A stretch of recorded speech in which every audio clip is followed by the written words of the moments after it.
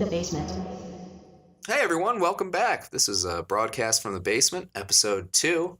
I'm Jack, And I'm Casey. and this is the podcast where two nerds that don't really have, the credentials to make opinions and statements about things do so anyway. Yeah, I mean, we're just a couple of pseudo-intellectual millennials who have opinions about things and think that people would actually enjoy hearing us talk about them. It's like Mystery Science Theater 3000. Without the puppets, without the movies, Without the money. We're not like Mr. Okay, that was a bad analogy. Fuck. But welcome to the show, and we're glad to have you. Oh, man. So I talk about Halo 5 a little bit. I'd love to. Okay. I'd love to. It's the game that's been consuming me. Consume. Slayer. Slayer. Me and my brother had this joke because we played Halo 1 one day. It was a weird time. Our Xbox 360 bricked. We had a fucking broken 360 and we had the original Xbox. Red Ring of Death? Yeah. Well, it may have been that or a disk drive issue. Anyway, we sent it to Texas and we're playing Halo 1 because that's all we have. Mm-hmm. And we were playing 1v1 because you can't take that shit online. And he was like working me. And the guy does he still says all the stuff that he did in Halo 2 and 3 and all that stuff. It all starts in the original one, but it doesn't sound as like intense, like Halo 2 is like killing spree, 3, killing spree, beat down, all that shit, headshot, all like fun stuff. Yeah, the first one he goes, killing spree.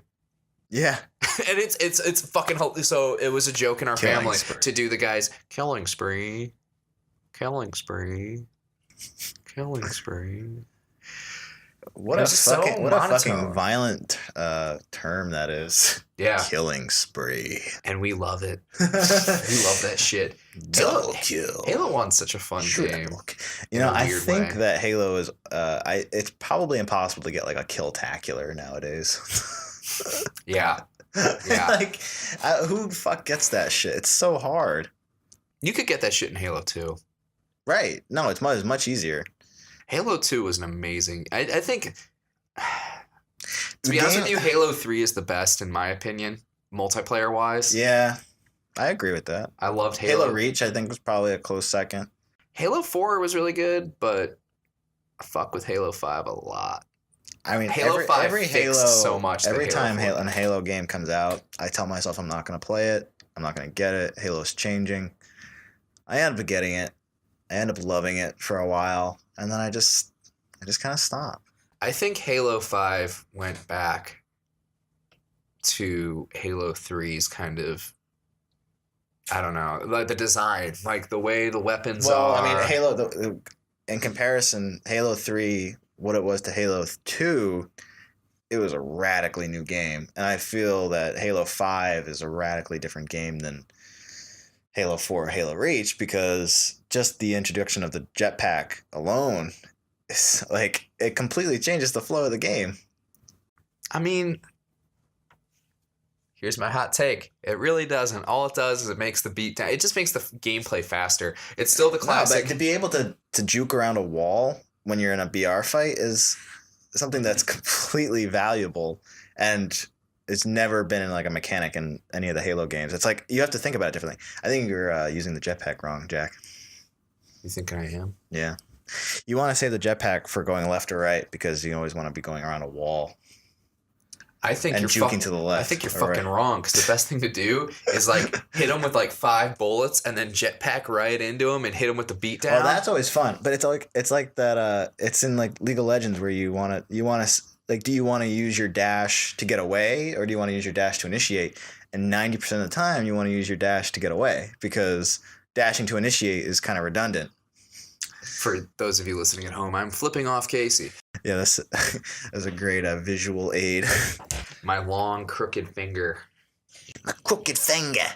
Yeah, no. I love the new Halo. The new Halo is fun. It's incredible. And I told myself I wasn't gonna buy a fucking console. I did. Consoles are fun. And I only play Halo 5 on it. And it's everything is cyclical, because I bought an Xbox 360 in 2006 or 2005, whatever the fuck it was, and I only played Halo 2. Now, that doesn't necessarily mean that it's the exact same scenario, because Halo 2 is an original Xbox game, and I was playing it on the next gen console. But I'm playing a Halo game, and it's the only game I'm playing on my current gen console. Halo 2 on Xbox 360 was something that was awesome. When we first got because I got the original launch 360. Me too. I was the only kid in my high school or middle school that had it. And then my friend became, like, the other guy who had a 360. We became friends solely over the fact that we had the 360.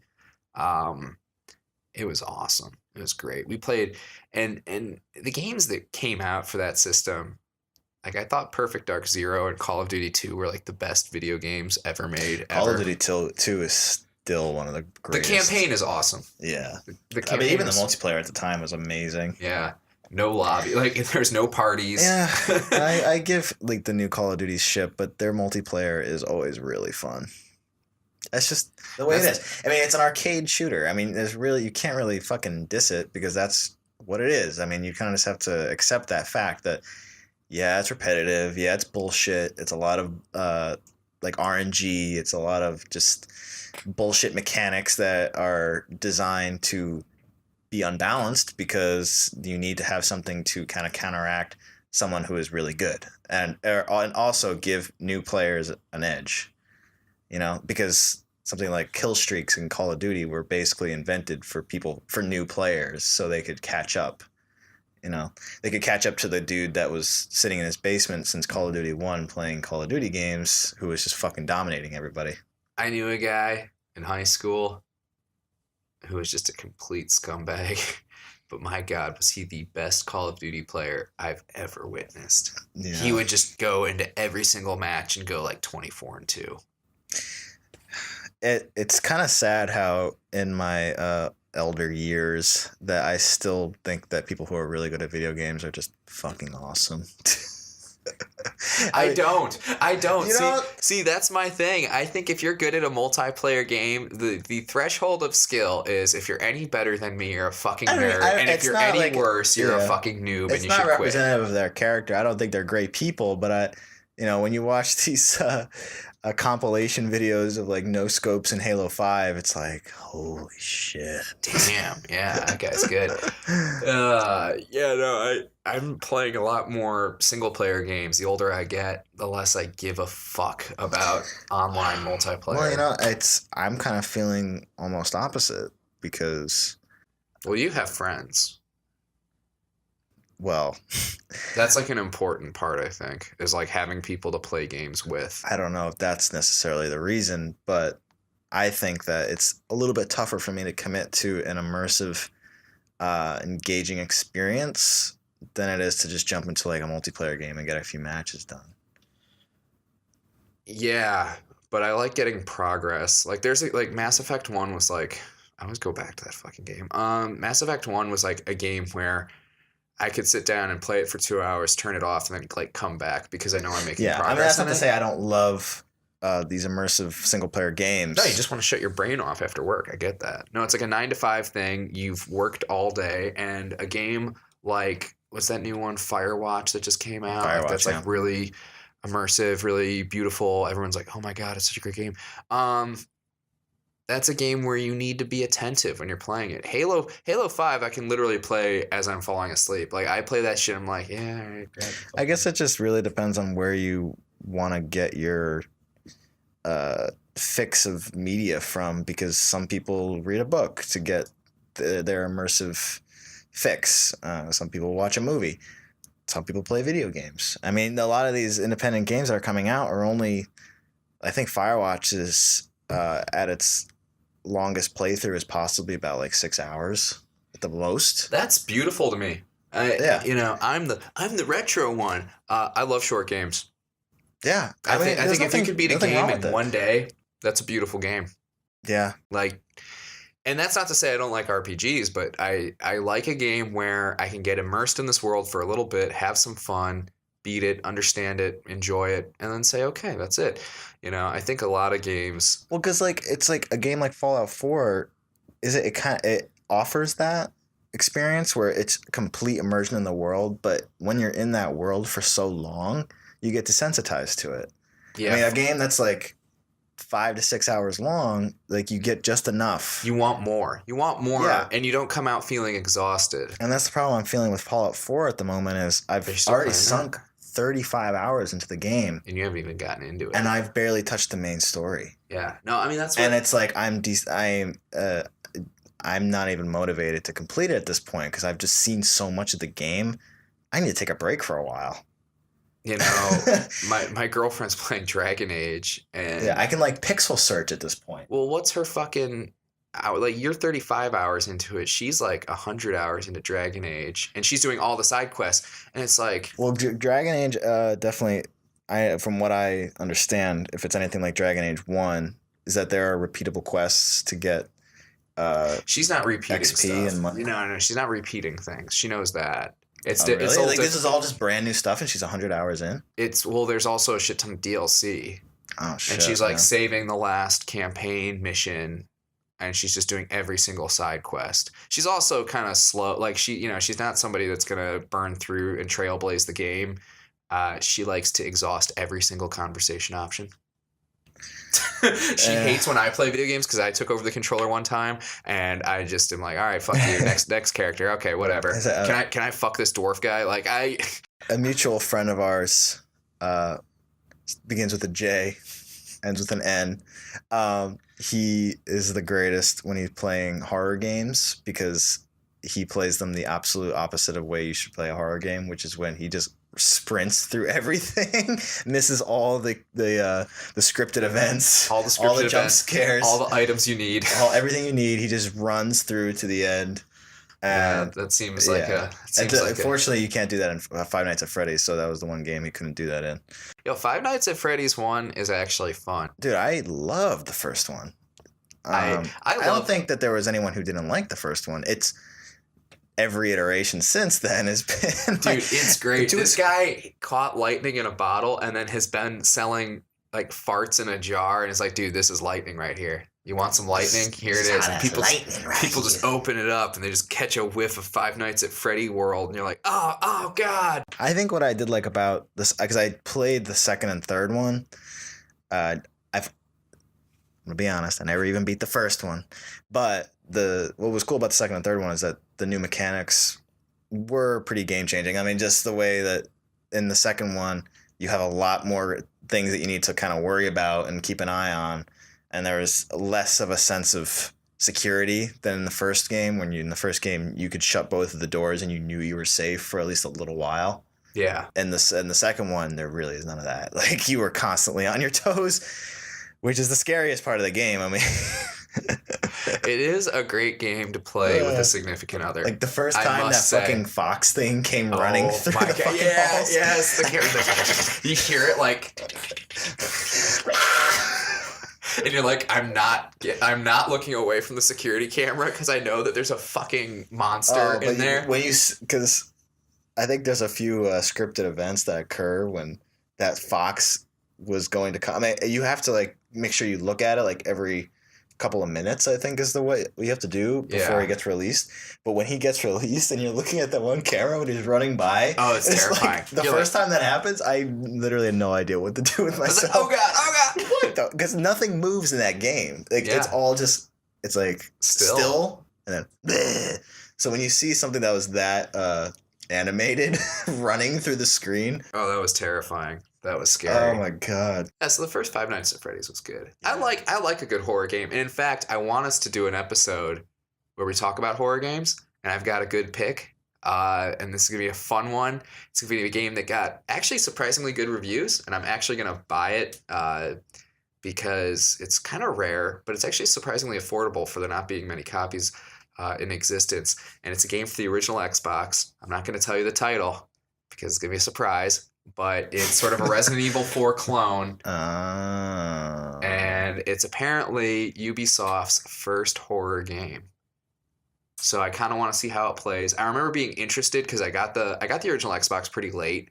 And so it was right around that time where the 360 was about to be released. And this game kind of came out in like a couple months beforehand. And nobody bought it. So I want to check it out. I kind of love old school horror games because it's really hard to be scary in an era where graphics suck. Yeah, I mean, Right? that's why I've always kind of been tough for me to go back to games like Silent Hill. I've never, I mean, sorry to say, I never played any of the original Silent Hill games, which are some of the people would tell you quintessential horror games ever. Yeah, to me, it's a real barrier for me. I mean, even going back to a game like Condemned on the original Xbox. I was about to say that was the first horror game I ever played. Yeah, it's tough to go back to that at this point because it's so dated.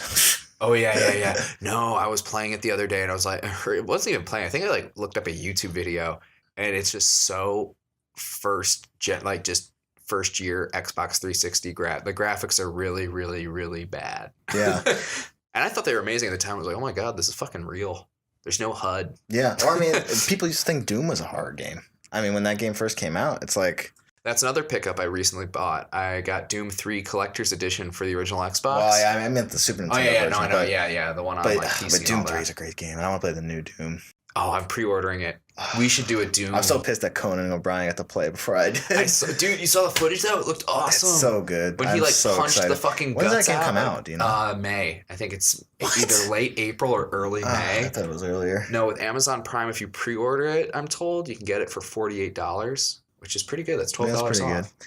So I think I'm gonna do that actually. All of the Bethesda first-person shooter adventure games that they've released that haven't been Fallout have been awesome. I loved Wolfenstein. Yeah. I haven't even played it. I've just seen so many people play it. It looks awesome. I want to play it so badly. Wolfenstein was like if you ever played the original Call of Duty or Call of Duty 2 storylines, or even more appropriately, the Medal of Honor. That game. Remember that shit? Medal of Honor Frontline Assault for the GameCube. Yo, that's two different games. There is Medal of Honor Frontlines, and then there is Medal of Honor European Assault. Frontlines was the first one. You're right. European Assault was pretty cool too. The one where they recreated the beginning of Saving Private Ryan. That was Frontlines. That was Frontlines, yeah. So that game was only a single player adventure. There was no multiplayer. It had multiplayer. It was local multiplayer. Yeah, it was pre-online. It was before the Call of Duty. The local multiplayer was great because you could play as an old Russian grandma, and I could go on about that game. Yeah. I love that fucking game. I mean, it was back in that era where the single player experience had to be the best thing. Yeah, on the disc. Yeah, even Goldeneye. If you play Goldeneye, that is a great campaign. One of the best campaigns of a first-person shooter. It's awesome, and it's awesome in the rareware way where it's like there's 5 different ways to finish a mission. Not like 5 different ways, but like if you do the side objectives, it makes the mission easier. Like there are things you can do that will affect the level, which is like I think groundbreaking for 1997. I mean, there's nothing lazier than a game company releasing a game that makes the single player experience like secondary. I mean, because like Halo 5 or like Halo 5, like the new Battlefield. Actually, the campaign of Halo 5 was kind of fun. I liked it. It's all right, but I mean, compared to it's got Nathan Fillion I loved every. Just because it has a guy from Firefly. Fucking Nathan Fillion is a poor man's Jeremy Renner. He looks like. Never thought about that. No, it's the way I always tell that to people. That they kind of look at it. He was pre Jeremy Renner craze. No, see, Jeremy Renner was in some shit before him. Like he was. I mean, I think Jeremy Renner didn't hit the scene until Hurt Locker. Yeah, he didn't become like hot until Hurt Locker, but there was some other shit Jeremy Renner was in before that was kind of big. I'm not on the Renner train. I think he's pretty good, but I think he's overrated. But Nathan Fillion's so fucking smug. He looks like that guy at the party that tells jokes and everyone laughs, and you like look at him and you're like, "Fuck you, you fucking piece of shit, you fucking $1 million smile, you can eat a dick." Like I fucking hate that guy. Well, what Whedon bros love about Nathan Fillion is that he's actually indoctrinated, like he is a nerd, like he's been like that kind of good guy. Like he's been a huge Trekkie, huge Star Wars fan. Jeremy Renner, on the other hand, is a sexist and is never read a comic book in his life. Yeah, he's playing like a quintessential comic book Avenger, and he's a sexist. That could be actually wrong. He probably read the source material for the movies, but Nathan Fillion has gone on record saying that he is a fucking nerd, which is just kind of cool. You kind of have to be because he's like a niche kind of. Yeah, And I know you have some issues with Firefly, but I think you should definitely give it a watch because it's fucking awesome. Yo, shout out to all the Joss Whedon idiots. He's overrated. Avengers is cool. I believe he is, but even Buffy the Vampire Slayer is pretty fucking good. Nah, I'm not saying that they're not good. I'm I saying know. that I You're think just that the fan being- base is very obnoxious about how good they are.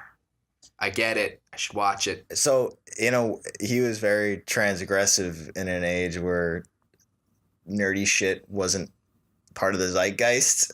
But nowadays, it's like, what is he doing? Back in my day, nerds were beat up for who they are. The Avengers was fucking amazing. The first Avengers.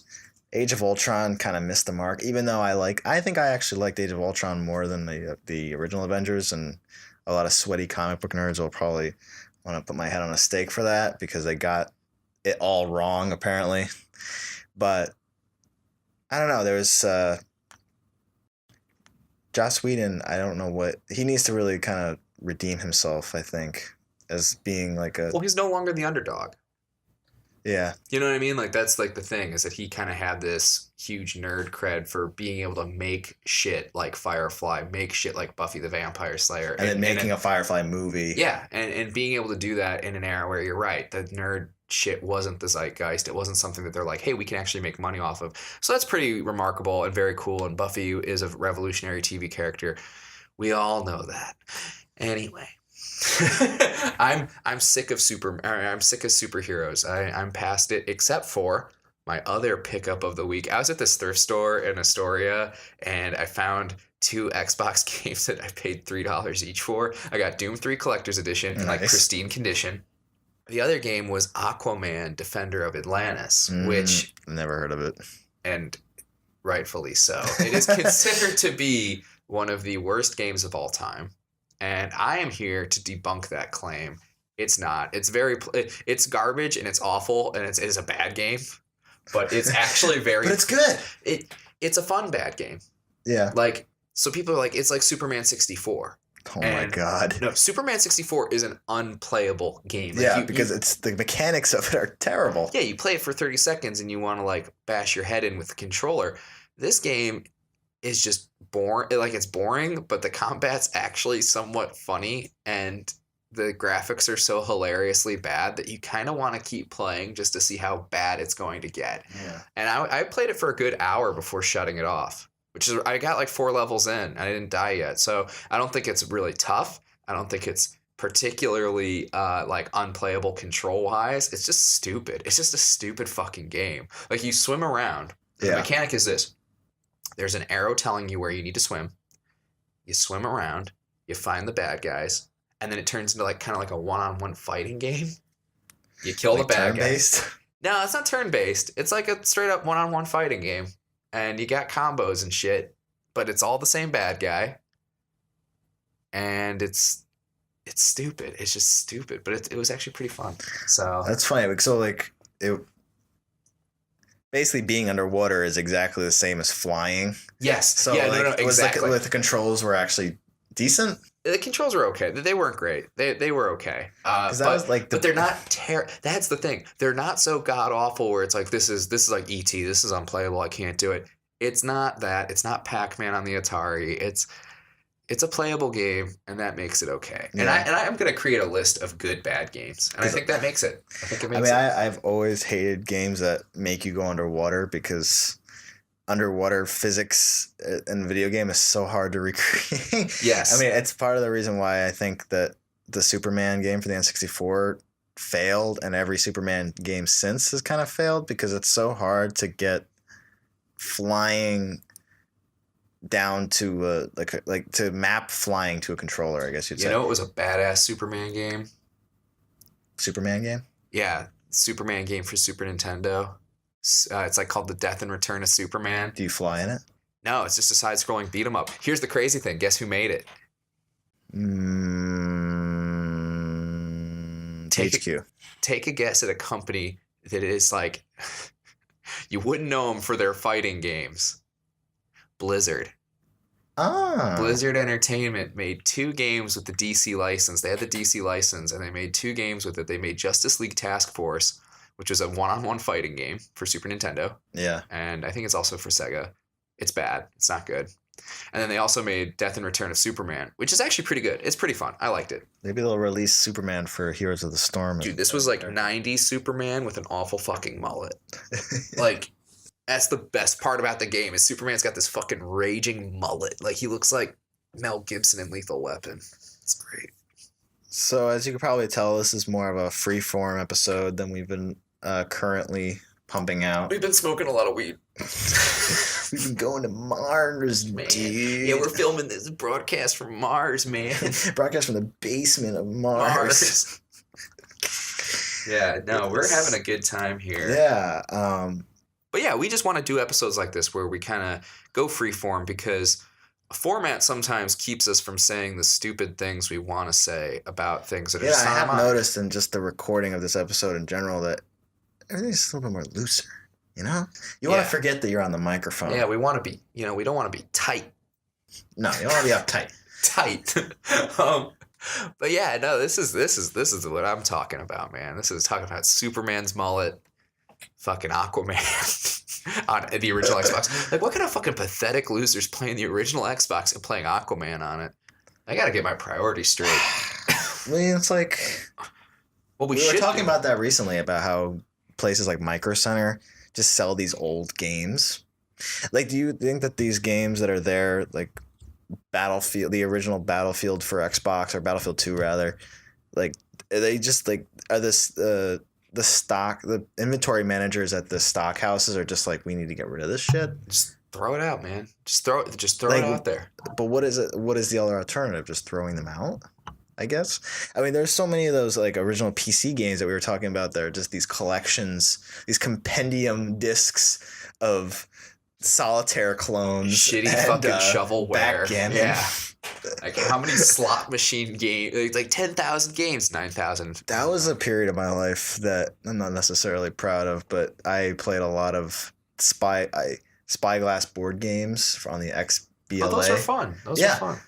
I don't know why I said I wasn't proud of it, but there was a long period of time that I was playing like chess with people over the internet. Chess is fun. Chess. I used to do that on Yahoo. I was playing like fucking kids in India. Like in the and they were age when schooling you were playing like PopCap games. Oh yeah, dude. I was talking to my roommates today. They didn't know what Bookworm was. Oh, dude. Bookworm's great. That's a game that my mom got me into. Bookworm, big money. Big money. Zuma. Zuma. My dad was a Zuma pro. So my mom was a Zuma pro. Like, he was just killing it. And I'm like, Dad.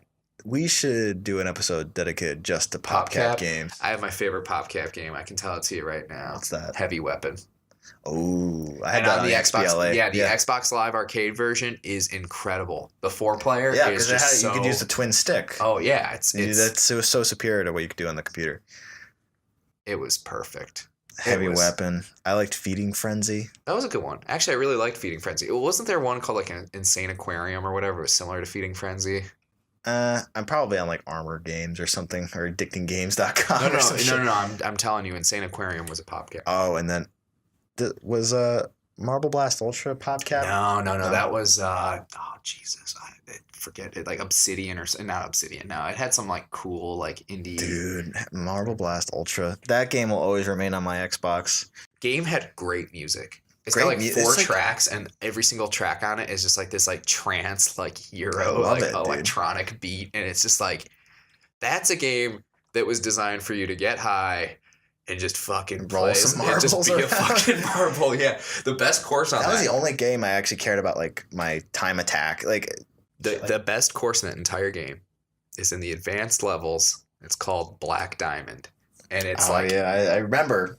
I will sit there, and yeah, Casey's watched me just like. I think I beat your score by like maybe like half a second. And then I spent like 4 hours one day trying to beat it, and I finally did by like 0.03 of a second. And you were just like, whatever. Like you did not give a fuck, but I clearly invested so much time. I was like, fucking suck it.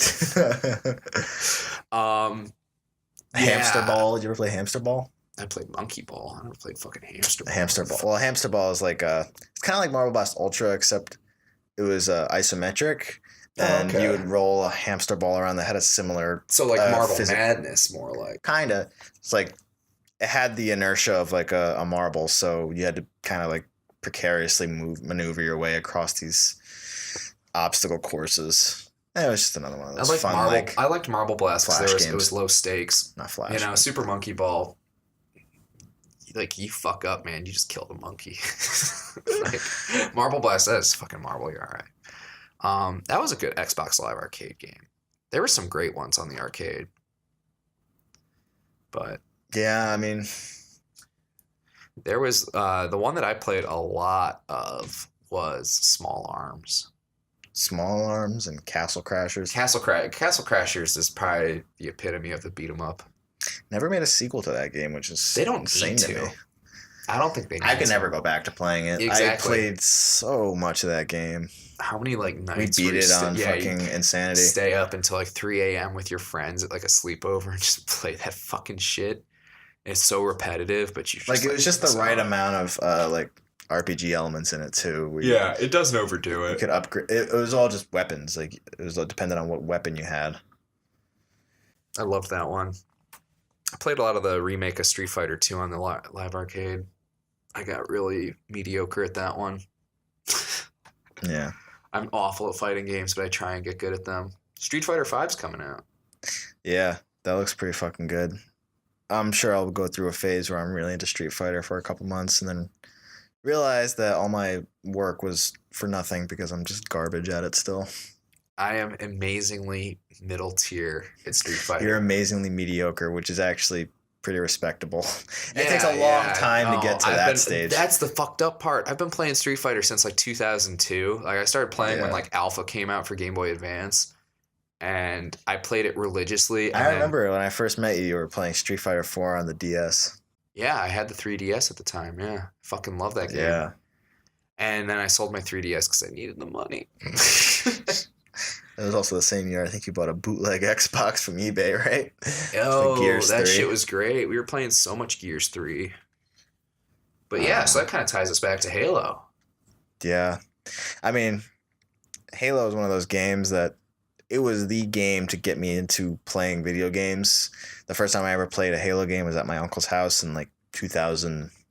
That's a weird thing to me, to know that like there are kids that are hitting their teenage years and Master Chief was like around before they were even existing. It was the only first player shooter that had the fidelity that you could actually comprehend. Like, I mean, when I played Goldeneye, it was hard for me. When I first played Goldeneye, I think I played it when I was maybe like 8 or 9 at a friend's house because my mom would never buy me Goldeneye. Oh, there's a good mom story about Goldeneye. Go on now. But even as a younger person, I just couldn't comprehend what was going on in Goldeneye because it was just so pixelated. And Halo 1. What are you, fucking stupid? I mean, I was a pretty stupid child. Yeah. My mother told me that all the time. He stuck his finger in some outlets. That's why they always had those covers on the outlets. Afraid I was going to stick a fork in there. But when I first played Halo 1, it blew my mind. And I was still terrible at it. I think it took me about 2 years before I could even get past the first level. That's funny. Because my uncle had to tell me, like, listen to what the AI is saying. She's telling you what to do. She's giving you tips and tricks. You're like, fuck that shit. And they're like, no, guns. Look at that alien. Shoot him. Where do I go now? Well, that's the funny thing. Is the second level in Halo 1 is very open. It's like you can get lost. You can get lost in that that's shit. why it's Halo. The newer Halo games and then even the most recent campaign, they're very linear. They've gotten back to that linear format, which is it's not what Halo was. Halo was that expansive single player game. Halo 2, I think, was the game that kind of changed that, where it was very kind of linear. But back to Goldeneye. My Goldeneye story is pretty good, actually. No, because my dad. Okay, so we got an N64, and me and my brothers got my dad Goldeneye for his birthday.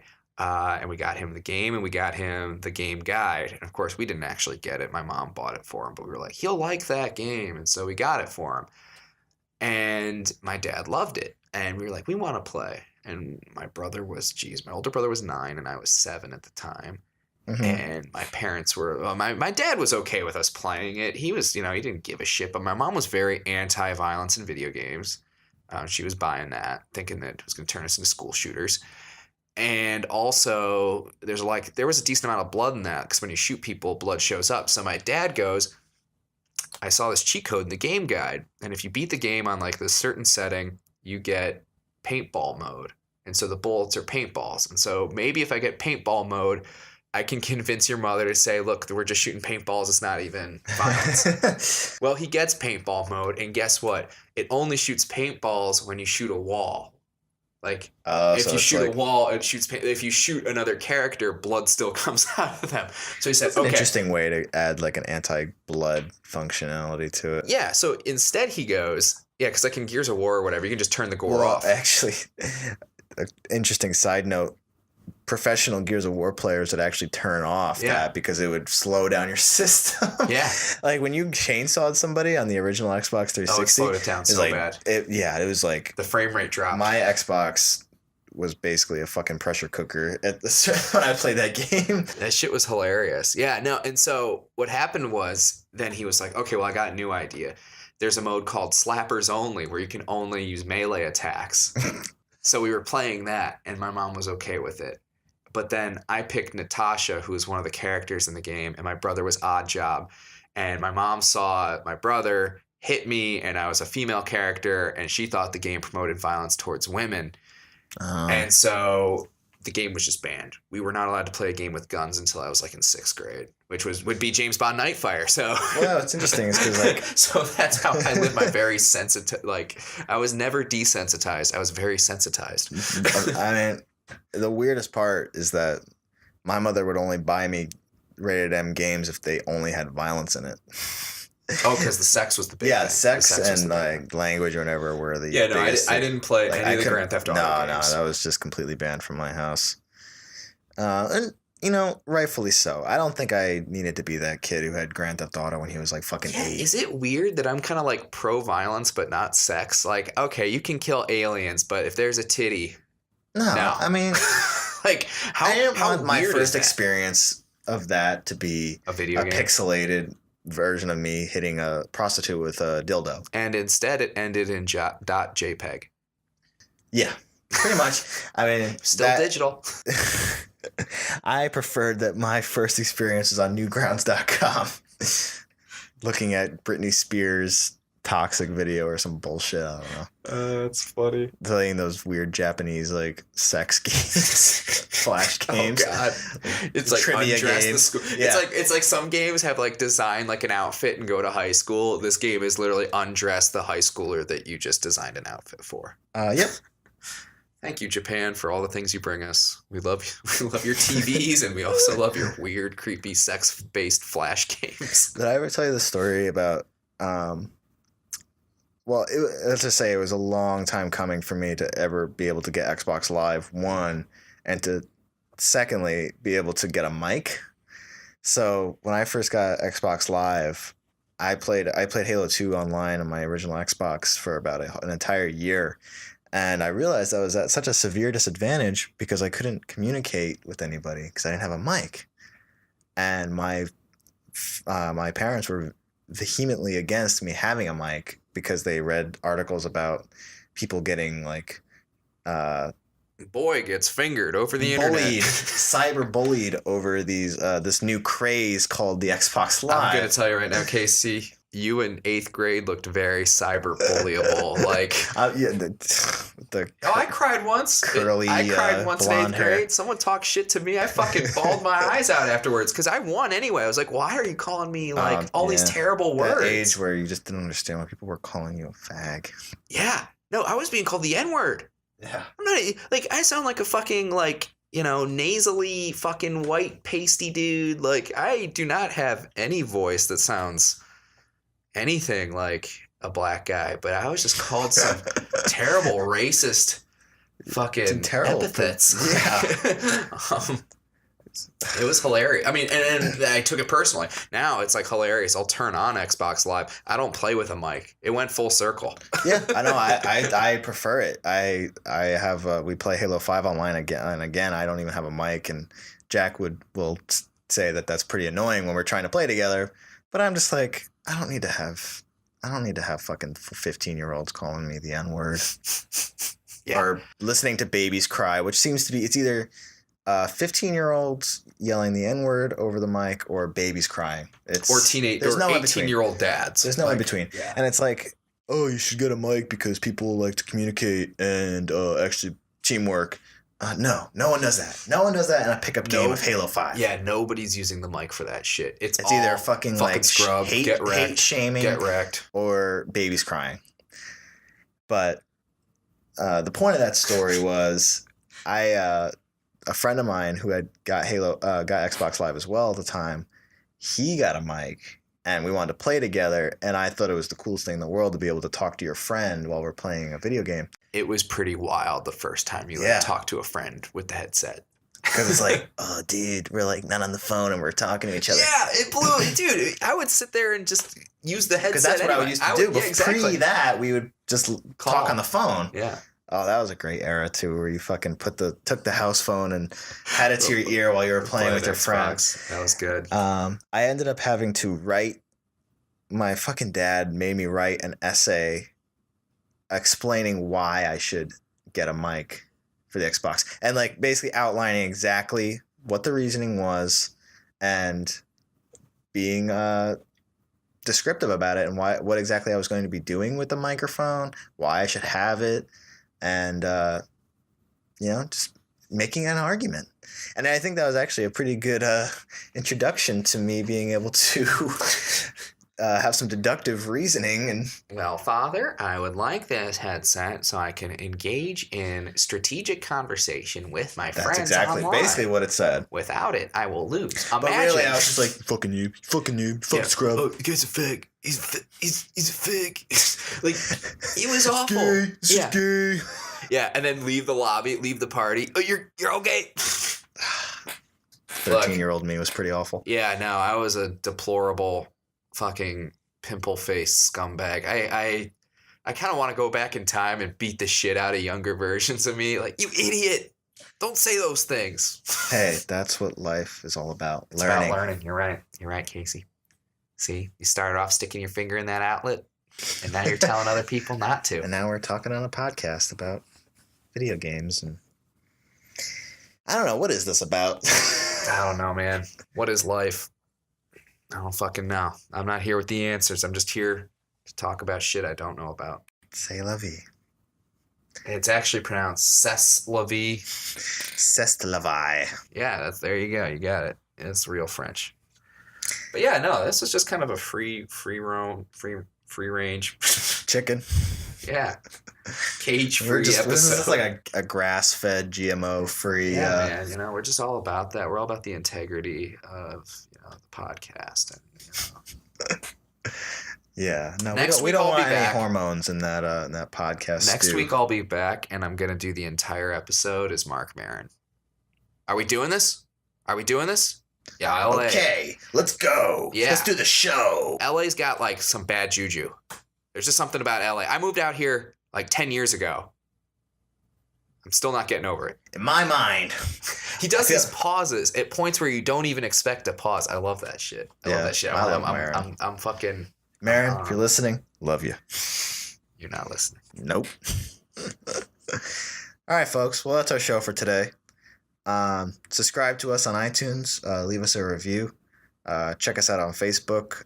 If you have any questions or comments or any sort of reader mail that you'd like to send in, we will post the email in the show notes. Yeah, no, we'll always do stuff like that. And remember, we are the best cure for a nerd's case of insomnia. Just listen to us and we'll take you where you need to go. Yeah, we'll put you to sleep within the first 5 minutes. Soothing voice. Just listen to the soothing sound of our voices. Yeah, catch us next time when Jack plays a horror game. Have a good night, everybody. Contributors to this broadcast include Jack Wells and Casey Fitzgerald, with music by Dan Morell and artwork by Evan LaMedica. This entry has been mixed and edited by Casey Fitzgerald.